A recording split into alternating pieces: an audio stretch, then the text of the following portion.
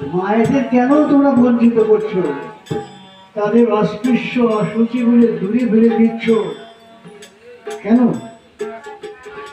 পুরুষের চেয়ে 3টা গুণ বেশি মায়েদের, যা পুরুষের মধ্যে নাই মায়েদের মধ্যে আছে।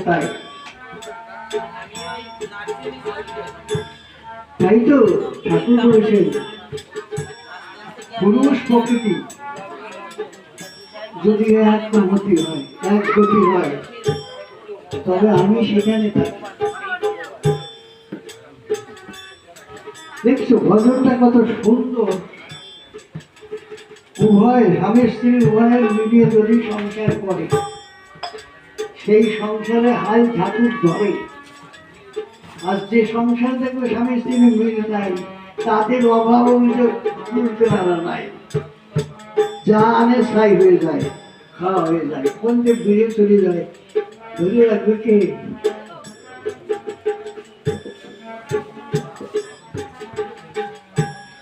কে ধরে রাখবে বলো? এইটা আমার গাড়ি মতো দামি। আমাদের দরকার কি কেউ? আমাদের ভগবানের দরকার না, কিছু টাকা পয়সার দরকার। আমরা প্রায় পয়সা চাই, অভাবে মানুষ তো টাকা দাও, টাকা দাও, টাকা দাও, না কেউ বলো আমরা এই টাকা টাকা টাকা করি। কিন্তু এই টাকা দিয়ে তোমার কিছু না। যাওয়ার সময় কি টাকা পয়সা দেবে? আগে অষ্টকলা দিত, মরে গেলি অষ্টকলা দিত। আর আজকের মরে গেলি 1 নয়া পয়সাও দেয় না, অষ্টকলা তো করতে হয়, কিছু দেয় না। কেন? এর কারণ কি? দেয় না কেন? আগে জমের কিংকর্রা ওই পাড়ের পাটি ছিল, তাদের পয়সা দিয়ে ওখানে যেতে হতো।